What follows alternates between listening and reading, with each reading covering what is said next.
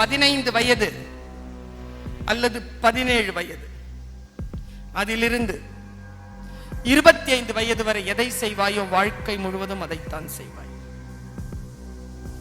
அதனால் அந்த 17 வயதில் நீ என்ன செய்ய வேண்டும் என்பதனை இதோ இப்பொழுது 12, 13, 14 வயதில் முடிவு செய். 15 வயதில் முடிவு செய்.